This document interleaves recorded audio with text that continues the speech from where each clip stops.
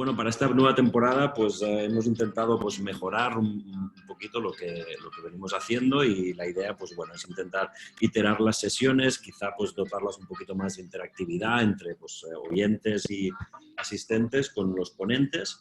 Y bueno, ya veréis que tenemos bastantes novedades y pues ponentes de súper lujo, ya como siempre, confirmados.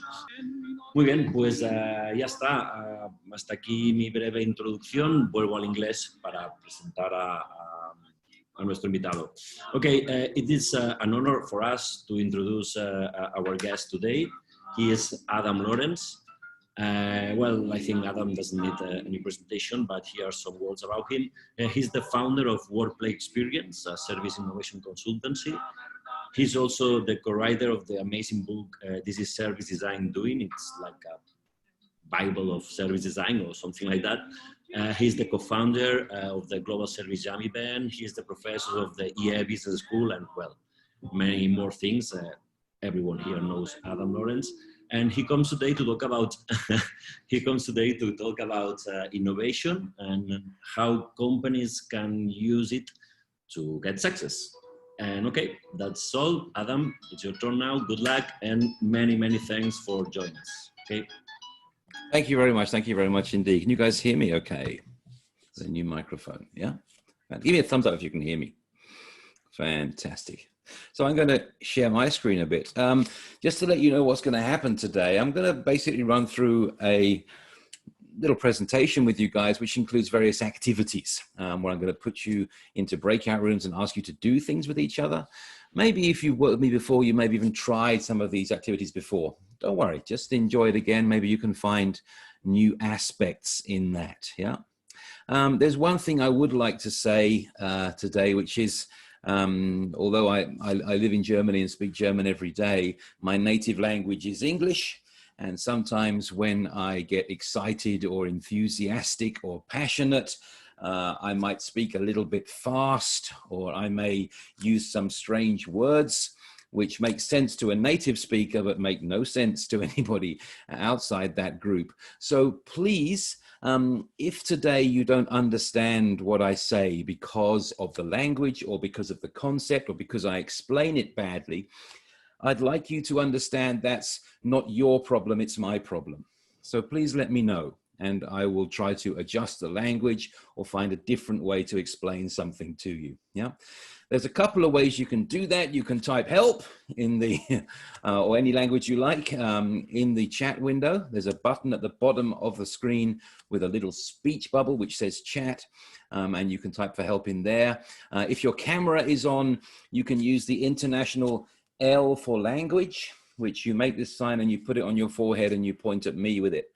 And then I know that I need to change the language a little bit.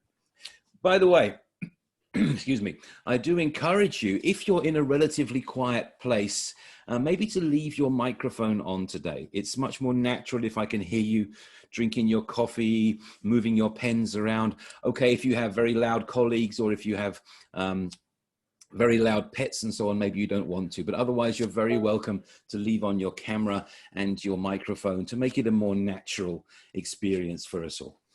So let me start sharing my screen and take you into the first part of the session today. You guys can see that, I guess. Can you give me a thumbs up if you can see a horrible yellow square? Fantastic. Okay, I'm just going to make sure I can see as many of you guys as possible as well, which is why I'm just clicking around on my screen. Great. So my session today I'm calling Innovation for Everyone. The subtitle is Doing, Not Talking, and how those two things connect will become clear later on. And I want to start by asking you a question. And if you've heard this story, just sit back and relax, yeah? This is a story which comes from a real project with an airport in Germany. And at this airport, they had some data. They had some data, which was that the older people at the airport, so older visitors, that can be passengers or passengers' friends, yeah, and families and so on.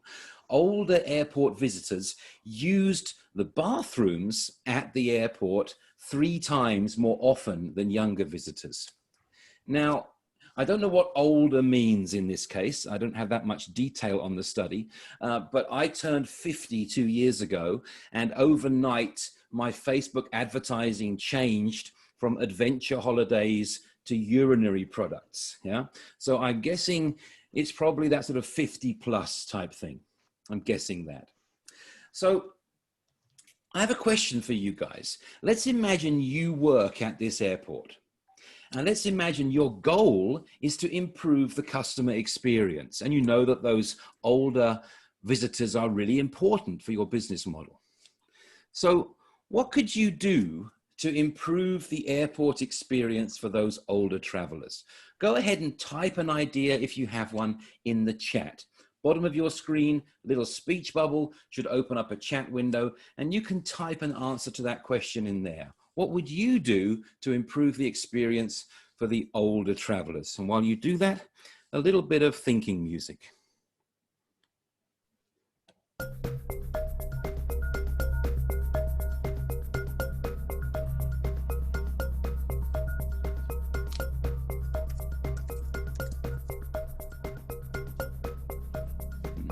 Have a valet assistant. Nice. Let's try and get 10, 15 ideas.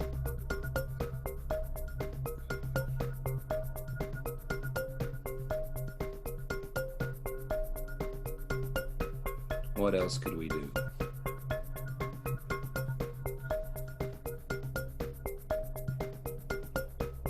Clearer signage. Thank you, Fausto. Easy to find and locate them, so that navigation seems to be an issue. Can we have 2 or 3 more, please? While they're using the bathroom. Signs on the ground, lots of signage stuff. What about the bathroom itself?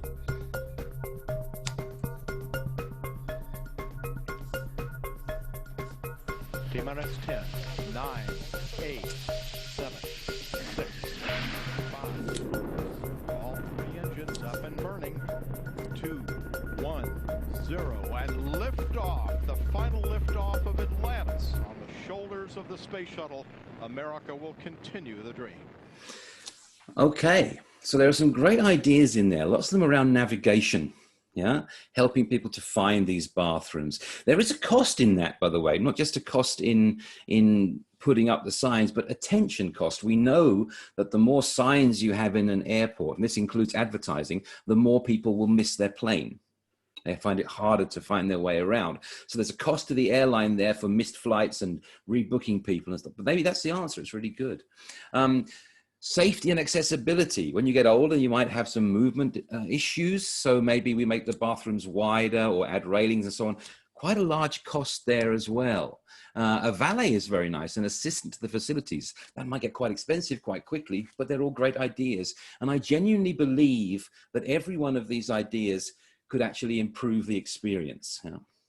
But a couple of you, I think, are on a more interesting path. You said find out why, ask them some questions, yeah? But that's not very easy either. We're talking about bathrooms here. So finding out why people are using the bathrooms is not so easy. I mean, you can't put up cameras in the bathrooms. That would be illegal and creepy, yeah? And it's very strange to approach people when they leave the bathroom and say, hi, what were you doing in there? You know, that's going to be a strange interview. So in this particular study and this project, what the guys did was they used a research method which is called non-participant observation. In other words, they washed their hands for a really long time, washing their hands and seeing what's happening all around them in the bathrooms. And they find out some really, really interesting information. They found out that most of these older users, the great majority of them, were not entering the bathroom to urinate or to use the actual bathroom facilities. They were entering the bathroom because in the bathroom, you can hear the flight announcements better. So we have done the classic thing which organizations do all the time. We have some maybe brilliant ideas and some great solutions for the wrong problem. Now, I set you up for this because I made my joke about turning 50 and getting urinary products and so on, but that's kind of the assumptions that we have. We assume we understand the problem, and that's a real problem in itself. More on that later on. Hi, first of all, I'm Adam Lawrence. Thank you for the introduction earlier on.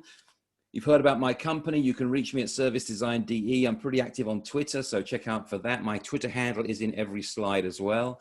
I work for some amazing clients pretty much all over the world. A lot of them in energy, in telco, in professional services, but also in fashion and places like that. And I teach, as mentioned, at the IE in Madrid, at the UK, at the HKUST in Hong Kong and Oslo and so on. And I wrote a few books. Please buy the books to feed my poor starving cat, Cindy, who some of you met earlier. And I co-initiated the Global Service Jam, which is the world's biggest service innovation event. It takes place every year, usually on one weekend. This year, because of COVID, we spread it out and it went partly virtual. So a mix of physical and virtual events simultaneously all over the world in around 120, 150 cities. Everybody working on the same theme, jamming together physically in space or connected on virtual platforms to create maybe 600, 700 new service prototypes in one weekend. It's a fantastic learning experience. If you'd like to try the jam, then check it out. We have one coming up soon. The next jam is the Global Gov Jam, which is around public services, and that's coming in November. So I've called my session Doing, Not Talking, Innovation for Everyone. And I'd like to keep an emphasis on that doing side, but also point out why I think that talking less and doing more makes innovation more accessible. Now, why innovation? Well, there's a very simple answer to that question. Compared to 10 or 20 years ago, are we facing more of the same problems or are we facing more newer problems? And I think you all agree that we're facing newer challenges, newer problems all the time. And this makes innovation more and more important for organizations. We also know that innovative organizations are more profitable, are more stable in crisis and so on. So there's plenty of figures you can find online about that. I want to try something though. I'm going to put you guys into some small groups in breakout rooms. And in those breakout rooms, where are my breakout rooms? That's strange. I don't see the breakout rooms right now. I'm going to stop sharing for a second. Carlos, do you have access to the breakout rooms still? I don't see them. Just a quick second. Where are... I'm going to stop sharing for a second because it makes it easier to see what's going on. No, they have disappeared. Could this be the Zoom reboot? Well, Martina, do you see the breakout room button? No. That's interesting. When Zoom makes a new version and then things don't go right. Okay, we'll do this a different way. Yeah, I'm going to ask instead for 3 volunteers. Are there 3 volunteers that we can take in the group? Put your hand up and wave to me if you want to volunteer. Thank you, Fausto. Who else will volunteer? Thank you, Katerina. Is there one more person? Thank you, Melita. So Fausto, Katerina, and Melita, please leave your cameras on. Everybody else, please switch off your camera. Please switch off your camera for the moment, yeah? So we'll just see those 3 featured right there. So now what I'm going to ask you 3 guys to do is working in this order. Katerina, Melita, Katerina, Fausto, Melita, yeah, to plan a holiday together. You're going to have 45 seconds for this, okay? And what I want you to do is plan that using this pattern.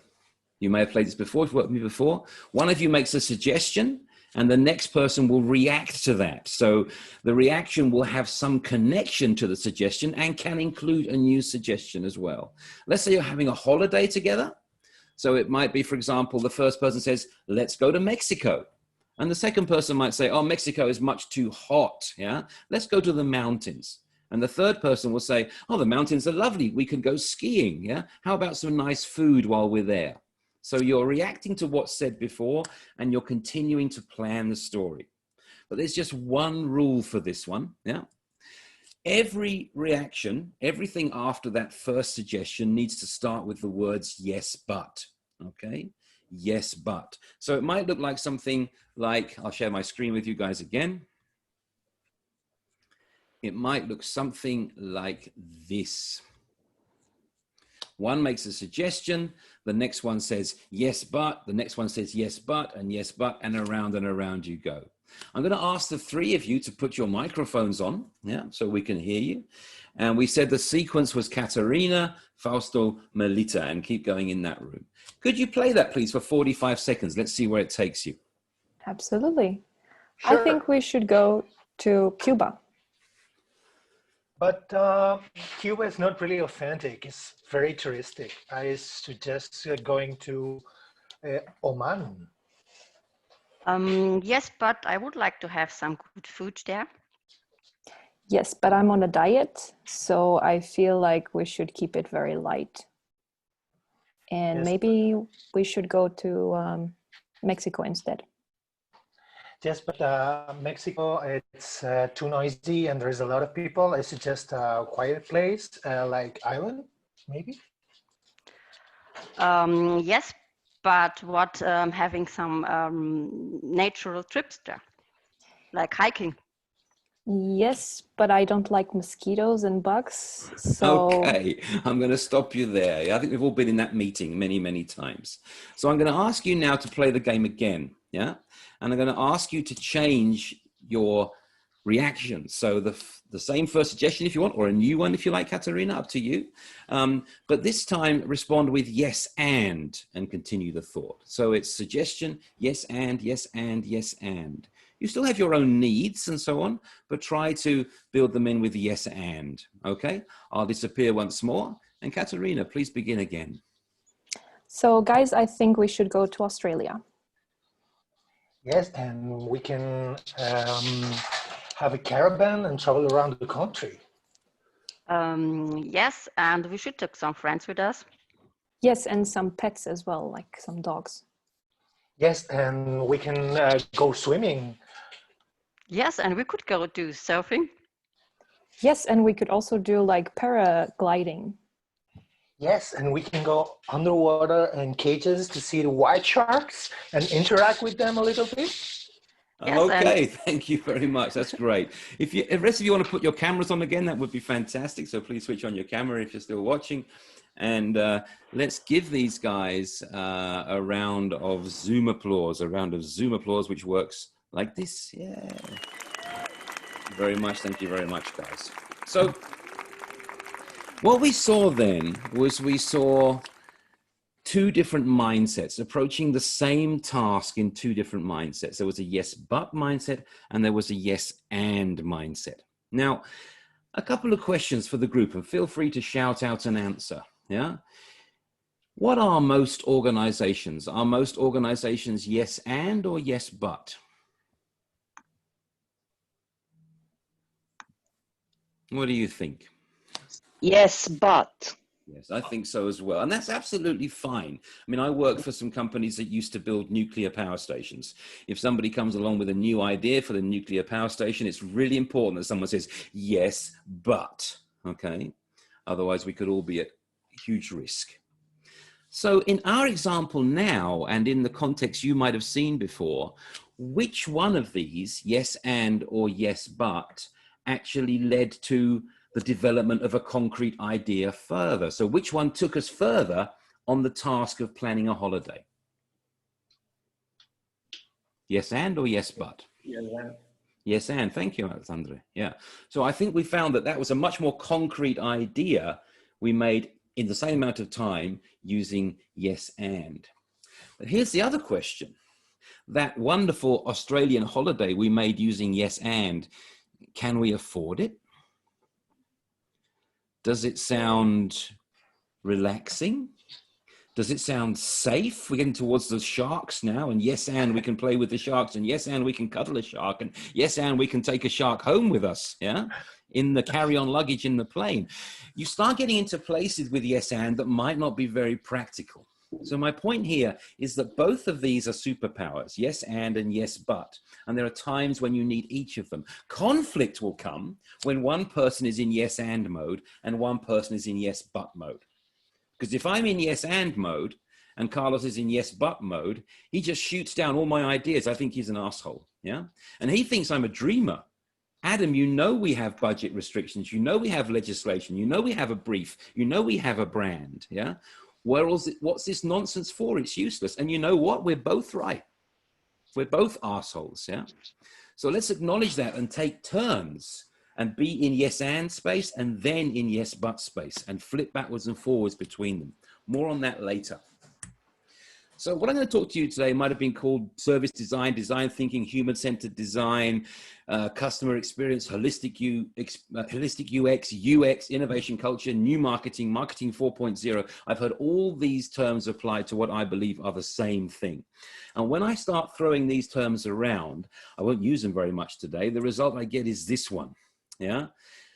Is this real advice or is this consultant bullshit? But what I want to talk to you today is at a different level from this, if you like.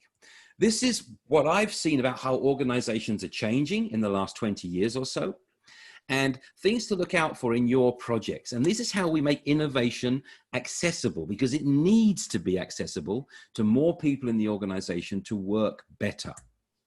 Now, the stuff I'm talking about here is used by flashy new organizations like Airbnb and Uber and Apple and people like that.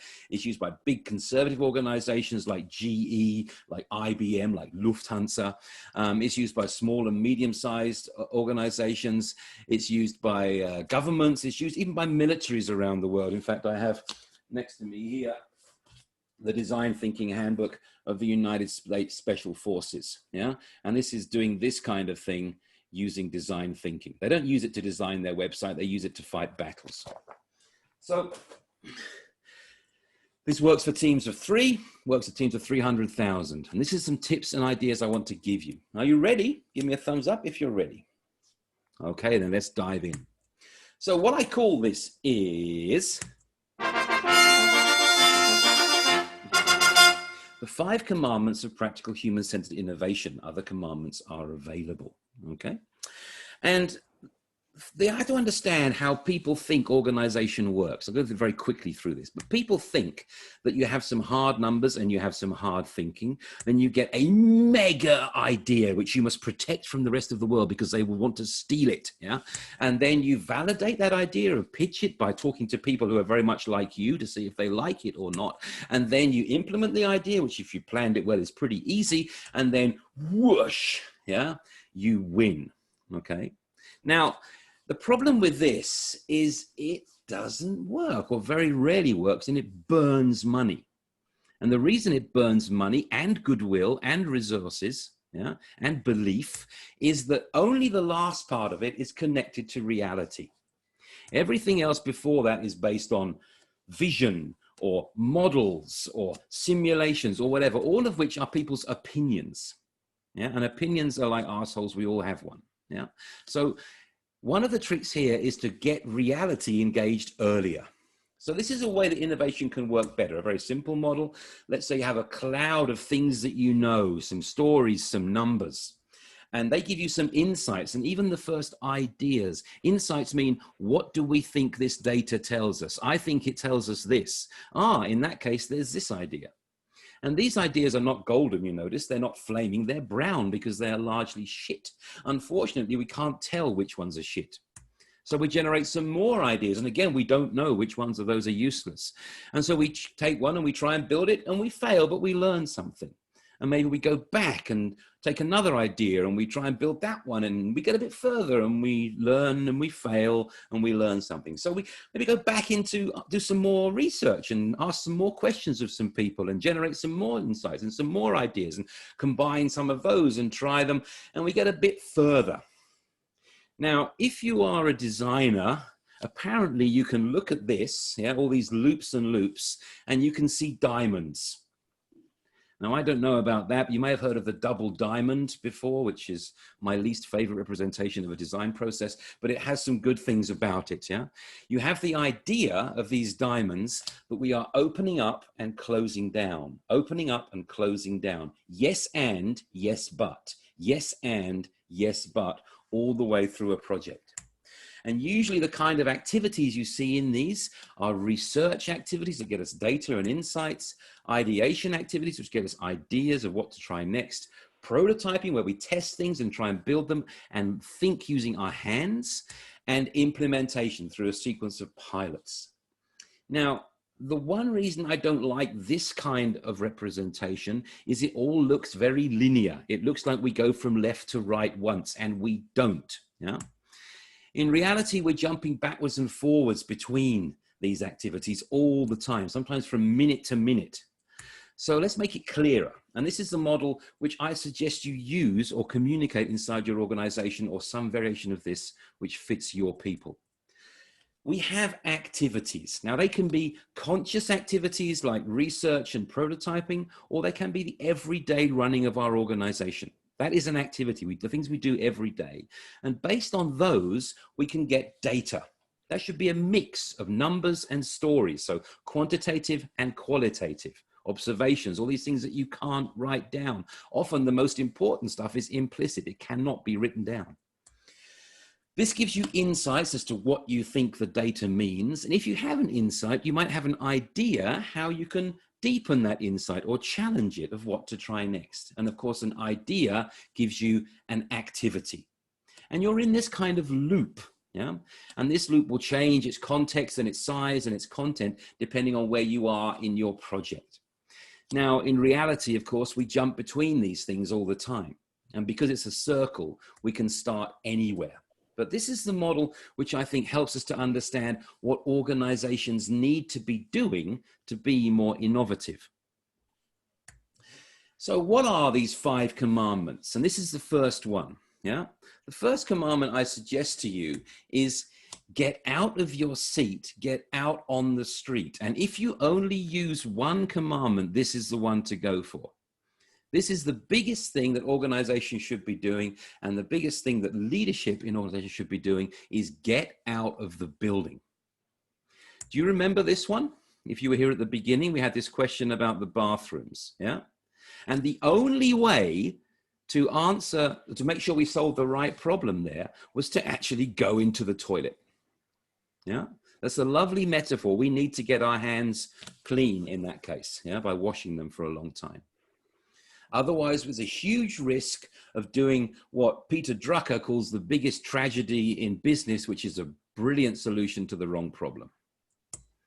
So before you build it right, make sure you build the right it, is a great phrase to remember for this one. Is it the right it we're building before we build it right? So how can you do that? Now, I'm going to run through these methods very quickly because many of them know you. Many of you know them, but there's an idea of a range of things we can do here. Now, we're in this research part mostly at the moment, and I'm showing you this progression. I don't like it very much because we need to challenge our assumptions. We assumed old people go into the bathroom because they need to pee, and we were wrong about that in many cases. So 2 truth bombs for this one. Talking about research, there is much more to research than going on Google and doing surveys, okay? More on surveys later. And data is not only numbers. Many of the most important things that we can find out about people cannot be expressed in numbers or in words, unless you write a novel or a symphony about them, yeah? How much do you love your family? There is no way to put a number on that, but it's one of the dominating things in your life, and that applies to our users, customers, and employees as well. So how do we find out about people? We can use surveys, sure, all those wonderful quantitative techniques, and they are very useful, but they have a limited use because surveys and quantitative and measuring will tell you how much and when and what and how often. They won't tell you why. And the why is the really important question. You can find correlation, but you can never prove causation by that. So let's talk about more qualitative techniques. Self-documentation, try it yourself. Yeah, it's amazing how often I meet organizations where the board has never used their own service and they have no idea how bad it actually is. Yeah, that's called auto-ethnography. You can do non-participant observation where people, where you don't get involved in the situation. Yeah, you shouldn't pretend that you're not a researcher. That's not ethical, but you can stand beside people with their permission and watch while they do things. Yeah, this is like the guys washing their hands in the toilet. You can do work-alongs, like in this one where some researchers worked on an oil rig for some time to see the employee experience. And they had to go through 3 months of training beforehand, of safety training. And they established brilliant rapport with the workers and could get really honest answers from them because they were there in the rain, in the cold salt water, in the sinking helicopter during the training with them. And contextual interviews. This is the idea of talking to people in the context where a service or a product is delivered. By the way, when I say service or product, I mean they're exactly the same thing. Okay, a service is a product and a product is a service. There is no distinction between them, which is in any way useful. Yeah. So this is a great example of this one. Mark Stickdorn tells this story of working with the company who make these ticket machines and asking them, okay, how do you test them? We have a lab. Okay, do you test them ever in the field? Why? We have a lab, it's much easier. And Mark persuaded them to come down with him to the station. There was a station 2 blocks away where their machines were in use and watch them being used. One of the first things they saw was a woman with a child and some shopping, presumably her child, put her credit card in the machine to buy a ticket, enter her PIN number, and the child ran away. Now, what do you do in that situation? Credit card in the machine, child running away. Child or credit card? Which one do you prioritize? Obviously, the credit card, because you can make more children tomorrow. No, I mean, she chose to run after the child, but that would never happen in a laboratory. In a laboratory, you can only test the things that you can think of. You can't test the things that you don't think of that really happen in nature. So by the way, if you're doing any of these things, try to break the habit of asking these questions. The question of, do you like my idea, is about the most useless question you can ask anybody, because the answer will only be if they like you or not. And the question of, what do you want from me? People don't know what they want. You're all too young, but I remember Walkman. We thought Walkman were awesome. Yeah, you could, some of them even played both sides of the cassette, you know. But if you watch people with Walkman, saw them carrying lots of cassettes in their bags, saw them holding the Walkman like this while they're jogging so it wouldn't make funny noises. And if you knew that things like solid state drives or early on portable disk drives are coming along, then you can make a connection which lets you say 1,000 songs in your pocket. Nobody would have asked for 1,000 songs in their pocket. So when you've got some data, you get it onto some kind of visualization. Some famous ones are journey maps and stakeholder maps. And what I suggest to you guys is do this with your users, not for them. Bring them in co-creative workshops and develop journey maps, system maps, empathy maps, all these things with them. So you're having conversations while this piece of paper is being developed. That piece of paper, by the way, is never a deliverable. It's just a working tool that helps you produce the real deliverable, which is a new service or product. So that was the first and longest command, get out of your seat, okay? I'd like to move now to another one. Number 2 is ideas are not the hard part. One of the themes of my professional life is fighting what I call idea fetishism in organizations, where everyone talks about ideas the whole time. But ideas are not the hard part. They're not the most important part of this kind of work. There are some physicists in this, and one of them was Niels Bohr, who said prediction is very difficult, especially if it's about the future. That's the nearest you got to a joke, I think, yeah? But it's very true. We cannot see the future. And ideas are nearly always about the future, things we should change. And another great physicist, Richard Feynman, said, it doesn't matter how beautiful your theory or your idea is. It doesn't matter how smart you are. If it doesn't agree with experiments, it's wrong. In other words, theories and ideas are unreliable. They are risky. Case story here. Have you heard of Zappos? Give me a wave if you've heard of Zappos before. Okay, so Zappos names come from the Spanish Zapatos, shoes, and it was an American shoe company. And initially it was just an idea by a guy called Tony Hsieh, and he thought, can I sell shoes online? This is in the mid-2000s, and you couldn't buy shoes or clothing online then. You bought books online, maybe washing powder, things that you knew already. And how can you sell shoes online? That's never been done before. How do they try on the shoe? And that meant that Tony Hsieh couldn't ask people, will this work? Because nobody could tell him that. He did an experiment. He got out of idea space as fast as possible. If you want to sell shoes online, you need two things: a web store and a huge logistics center with thousands of pairs of shoes in all the colors and all the sizes. Now, one of those costs $2,000. One of them costs $2 million. So what do you do first? You make the web store. And he made the web store and he started selling shoes online. And if somebody bought a pair of shoes, he walked out of his house across the street to a real shoe store and he bought the shoes and he brought them home and he repackaged and he sent them out. It was the lowest minimal viability for a test to see if people will buy shoes online. And the answer was they will buy shoes online if. And he worked out what the ifs were. And he grew that and eventually built his logistics center in Kentucky. And 9 years later, he sold Zappos to Amazon for $1.6 billion. So this diagram actually is wrong. What I suggest you communicate is not this, but this. Ideas are not the important part. It's the activities, the data, and the insights that make it work. The ideas just connect those. By the way, McKinsey, a couple of years ago in their report, they found 3 things which are really important to do well for an innovation success. Yeah? They are good research, good prototyping, and iteration, going around and around and around in circles. Notice there is no mention of idea quality on this. Now, this knowledge might not make you popular in your organization because people love their own ideas. So if the big boss says we should do this, and if the second boss says we should do that, and the third boss says we should do that, and you say, what about some research and prototyping? You might find yourself being thrown out of the window. Yeah, but unfortunately, it's the truth. Number 3, make mistakes, be shit.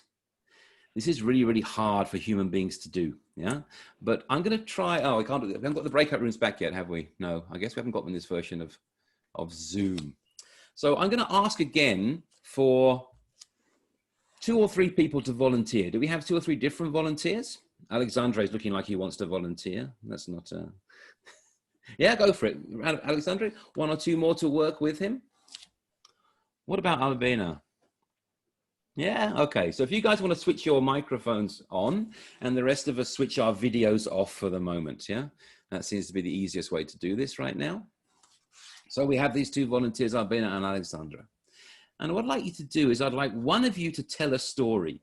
Who wants to tell a story? I can tell a story. Okay. You can tell a story about anything you like. Let's say a story about a toothbrush, okay? A toothbrush, yeah? And Alessandra, when Albena is telling the story, anytime you like, you can say change. And when you say change, okay, Albena has to take the last part of the story and turn it around and keep telling the story. So Albena might say, it was a beautiful morning in July, and you say change. She said it was a cold day in December, and I was walking down the street, change. I was riding my bicycle down the street when I saw a man, change, a woman, change, a problem. Yeah?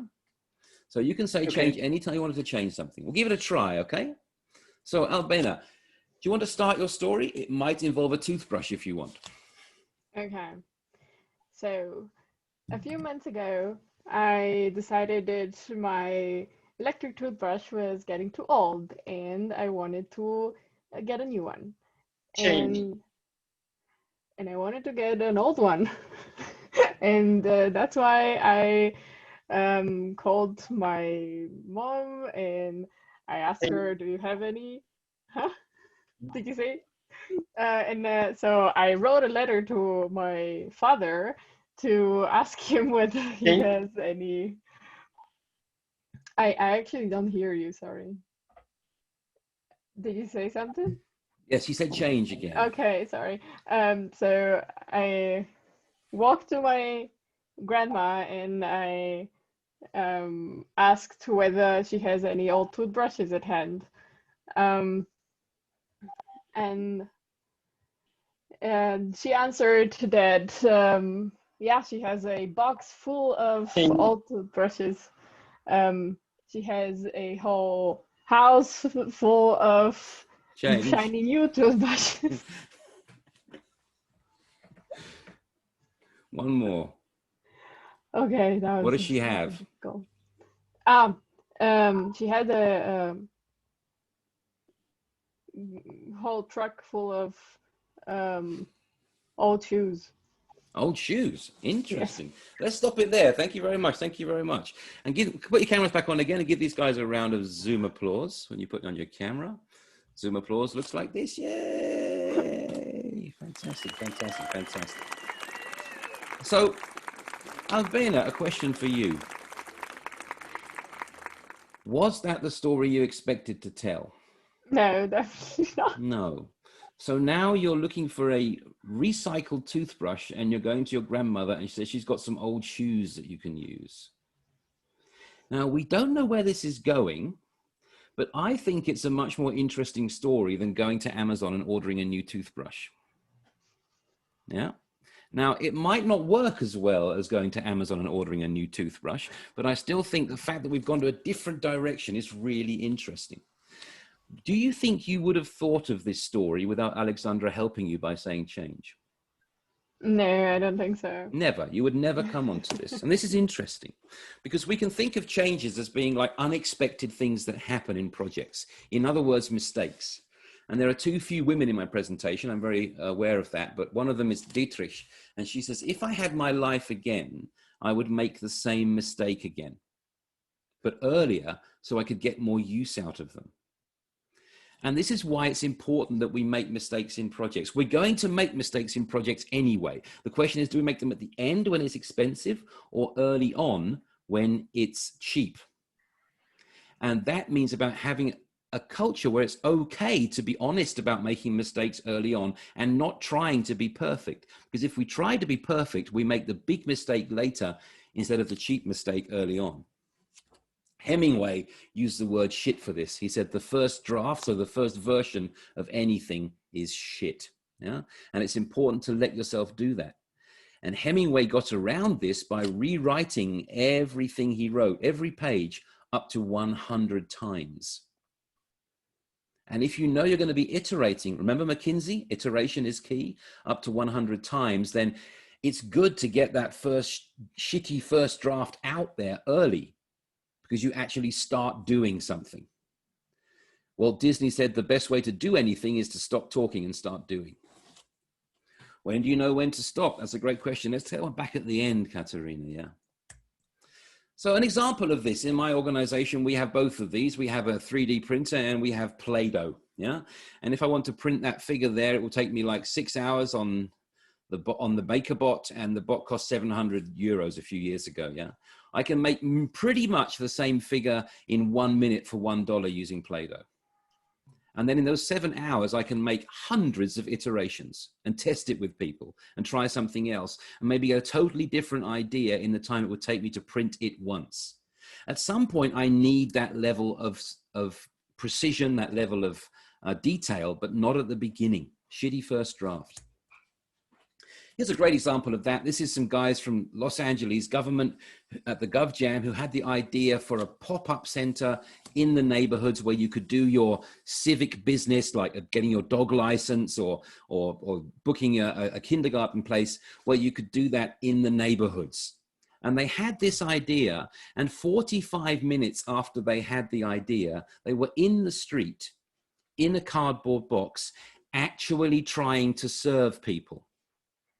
They're not just explaining the idea and asking if they like it. They're actually trying to do it. And it's really, really clear that it won't work, but they're learning all the time.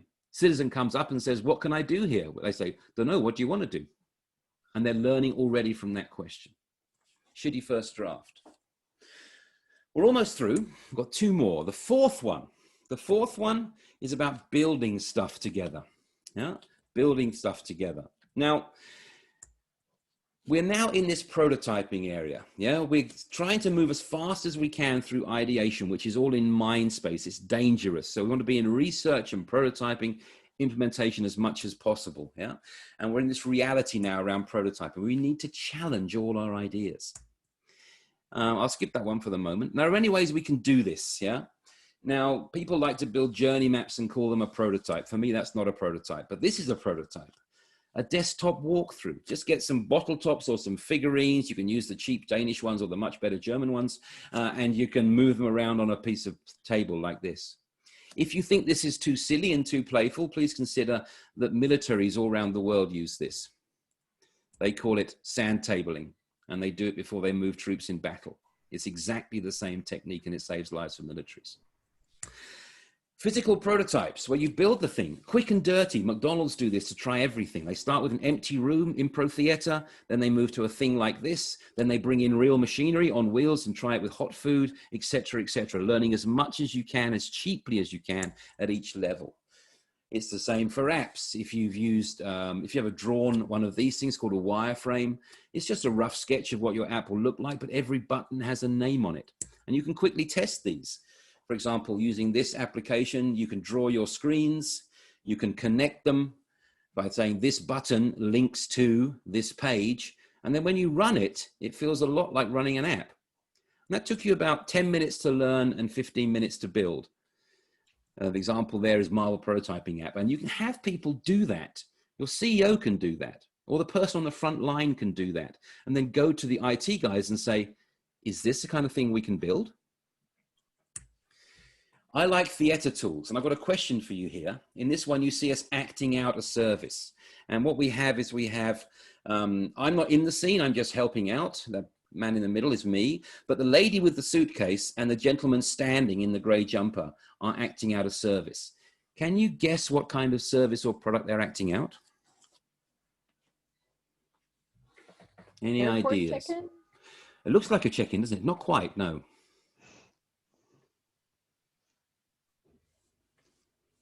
What else could it be?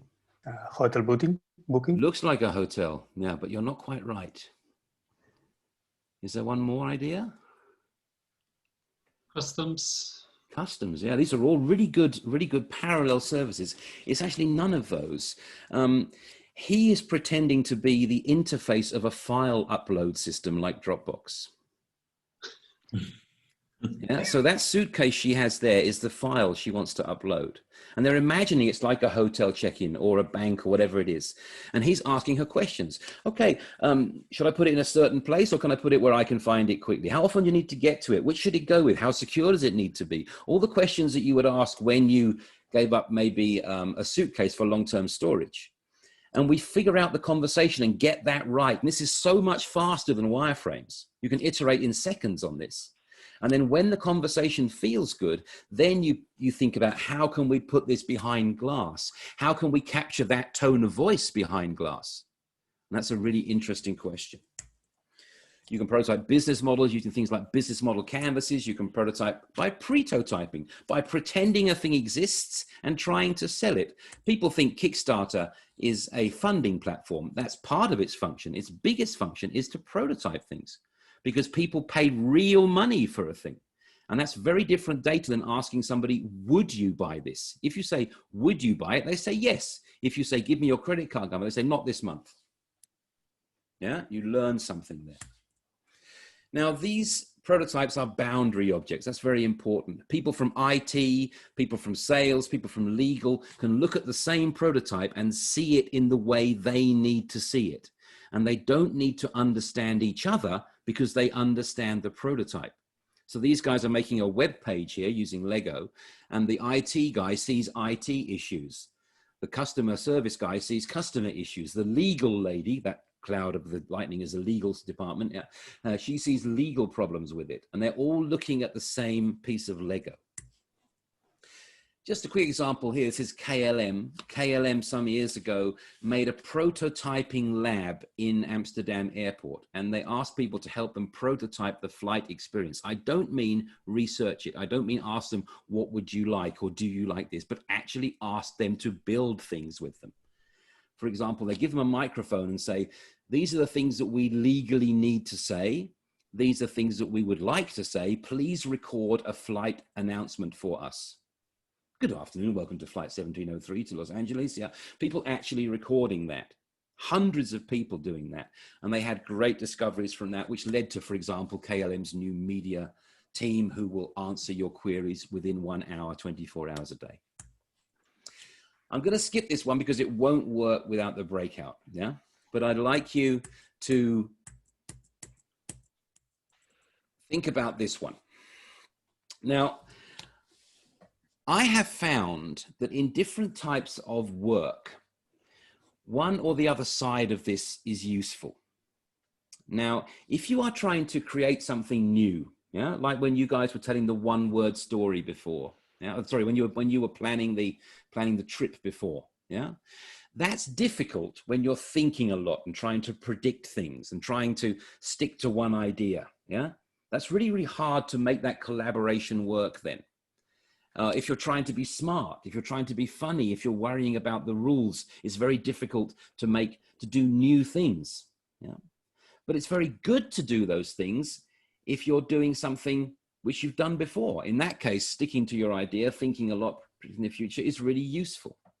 So we have two sides to this, which I've labeled plus and minus. Ignore the signs for now.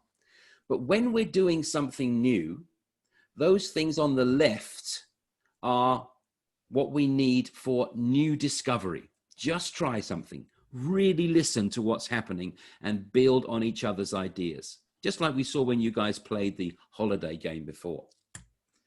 So this means we need to start doing something and not just talking about it.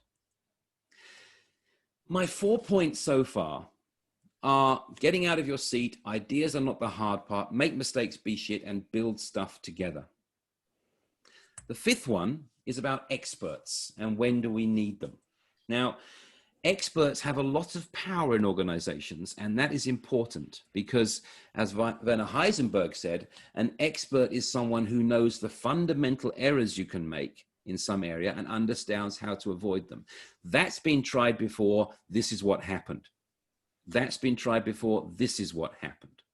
But another very smart person, in a different way, Suzuki Shunryu, the guy who brought Zen Buddhism to the US, he said, in the beginner's mind, there are many possibilities. In the expert mind, there are few. And this is really important. NASA use lots of crowd ideation. They formalized it now, but it used to be a very informal thing. And if you know the Apollo program was basically, the idea was that we have a rocket ship and we take off the rocket ship and we take it to the moon and we land on the moon and we fly home again. But you couldn't carry enough fuel to get you to the moon and then take off again.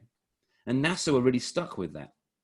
But an amateur, a semi-amateur person said, well, what if you don't fly the whole rocket ship to the moon?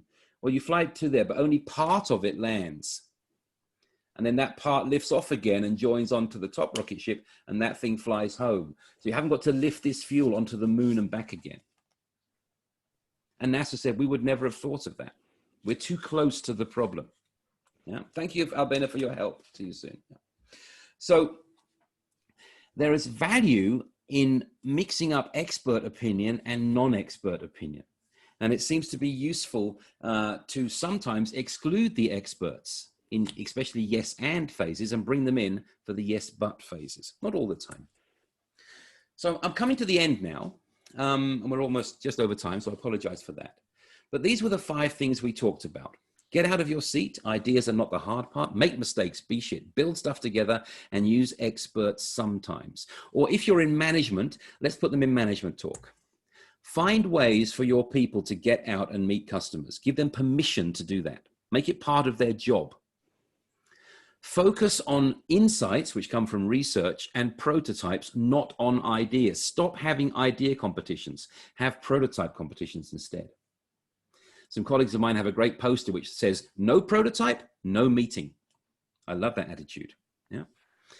Grow a culture of mistakes and shitty first drafts. Tom Peters suggests that you should punish average success and reward spectacular failure. Interesting. Give people time and space to build stuff together. Yeah, maybe it's a prototyping lab, and maybe it's some hours a week to do that. And give diverse teams, not always diverse, but usually diverse teams, access to expert and feedback from their peers. It seems the most effective feedback comes from peers, people like us. That works best to help us correct our path. Now, of course, there's a sixth one. There's one more to go over to you guys, yeah? And that is this one. What we're talking about there is a massive culture change. It's about redistributing power in an organization and permission to do things. And that is not easy. So what this is about is finding a safe space where that can take place. So it's a culture change, not a quick project, but it can start with a quick project. Where can you cut off an area at a hackathon, at a jam, in one particular part of the organization, in one project, where people can try these new way of workings without it being too dangerous for the organization as a whole? And remember, what we're talking about here is keeping the power of the right side of this, but giving a special space where we can try the left side of this and see whether that is useful. And so we can decide, when do we need to be in a structured environment and when do we need to be in a freedom-based environment? That's what this is about. Structure against freedom. Yes, but, yes, and we need both of those things. I want to leave you with this final quote, and this comes from a guy called Michael Schrage, or Schrager, I don't know which way he pronounces it, who is a research fellow at MIT, and I'm told he used to advise the previous American government, so not the guy now, but the guy before him. He used to advise him on innovation in national security. And that's a really important thing, innovation in national security. It's about bots, it's about dirty bombs, it's about nerve gas releases in subways and stuff like this. Yeah, super, super important things. And Michael Schrage says, this is my favorite quote from him, you don't need good ideas, you need cheap experiments. You don't need good ideas, you need cheap experiments. So I've given you now what I think are 6 good ideas, but you don't need those good ideas. You need experiments that you run yourself. What can you try out in the area you have under your control? Maybe it's just your desk. Maybe it's your desk and the desk before next to it. Maybe it's the whole department or the whole organization, where you can run experiments on better ways to learn and better ways to innovate. I hope I'll see you at the Jam. The next one's coming up in November, and that's one of these brilliant spaces that you can innovate. I'm over time, so I'm going to stop sharing now. But thank you for your attention.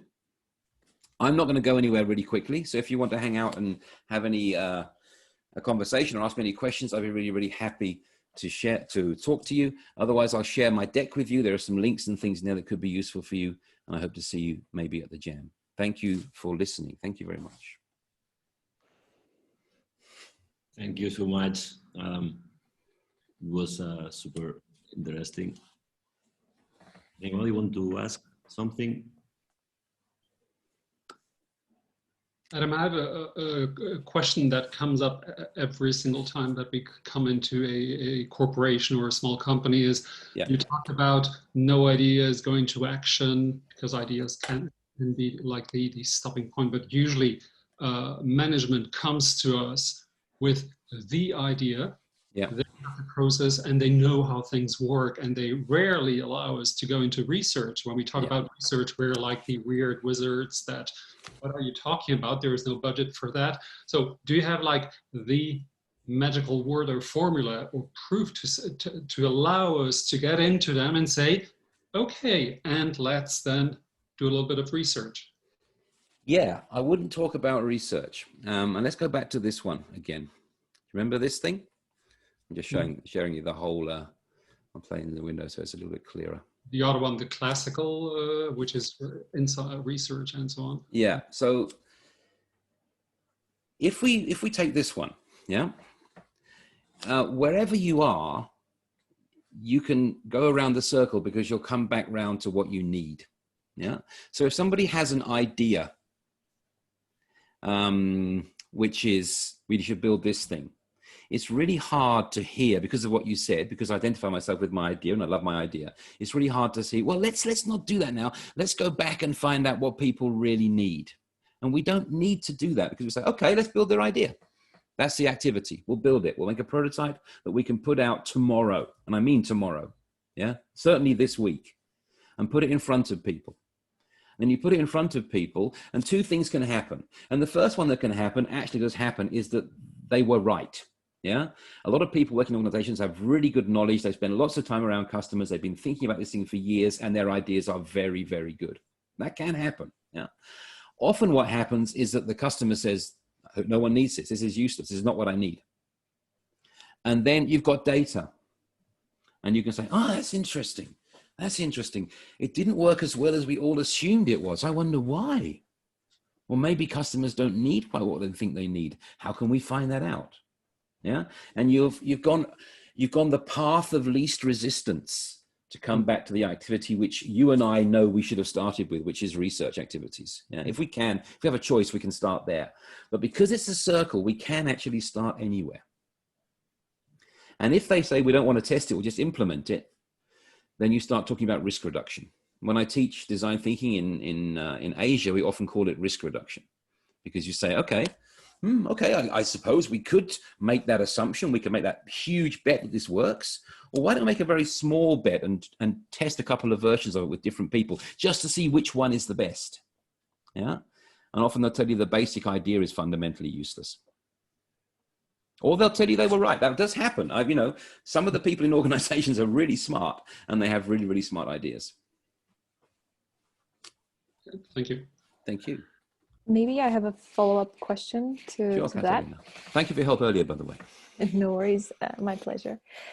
So we do these programs with students, and we apply several of these methods and processes. And some of the resistance from them is mostly from the technical background students. Is that, yeah, people don't like this idea because it looks stupid. It's paper. Like, how can they like it? It's not built yet.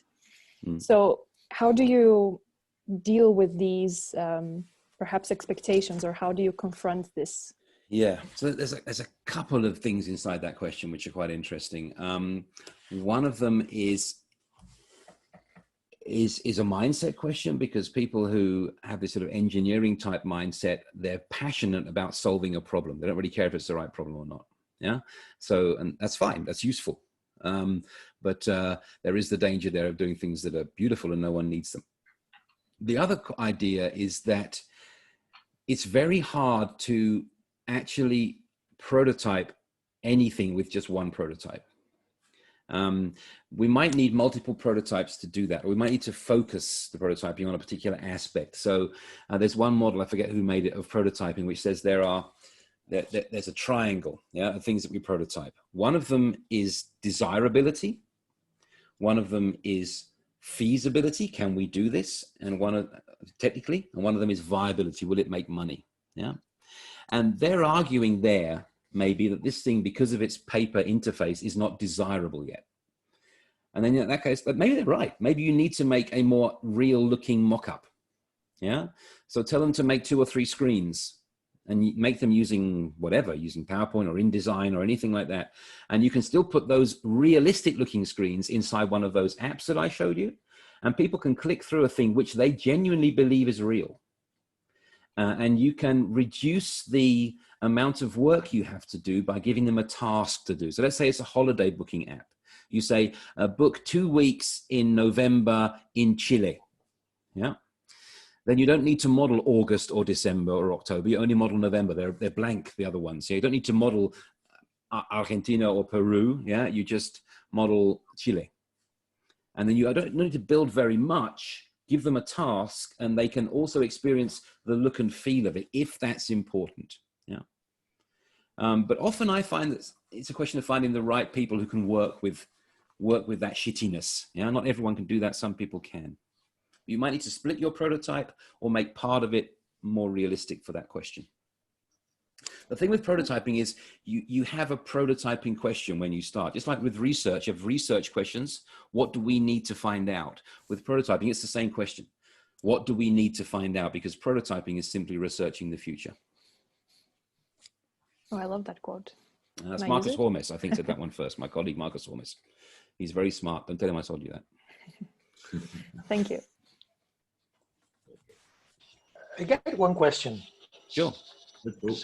What I see here is that there are a lot of assumptions surrounding what we have to do. So it is useful to work like with a tool of causal layer analysis or anything before entering to work in activities, data, insights, or ideas, and work with assumptions. You can always work with assumptions if you know they're assumptions. In fact, you have to work with assumptions a lot. You can't check every box, yeah? But you try and say, okay, which are the critical assumptions here? Maybe we should test those first, yeah? But actually, because you're iterating, assumptions are okay because you will clear them out at some point, yeah? If they become important. They might just become unimportant because you discover some new path anyway. I think this is a really interesting question. It depends who you're working with. I think if you're working with people who are confident using things like that kind of analysis or that kind of analysis tool, then great. I mean, they know how to use it. They should use it anyway. Yeah.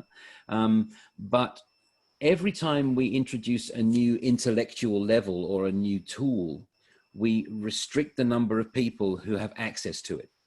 So we make our project more and more an expert project. And then you get to the situations where you're not getting the insights that could be so simple from, let's say, normal people like me, yeah, who don't understand that. So there's always a balance between having really, really special tools which do the job really well, but also losing the more simple communication that you can have between a bunch of people around a cardboard prototype or a simple PowerPoint mock-up or something like this. So it's a balance you have to make. I mean, okay. Coders can prototype faster in code than they can on paper because they do it the whole damn time. And if you give them paper, it slows them down. Me, I can't prototype in code at all. You know, I take months to make a very simple app. So I should do it on paper or just by acting it out. That's my tool set. Find the right tool set for the right people. Thanks. Okay, I think it's time to lunch. So. Thank you very much, everybody, for your time. And your Thank you very much. Thank you very much. Thank you, everybody, to come and see you in the next Si tú me dices learn. Okay.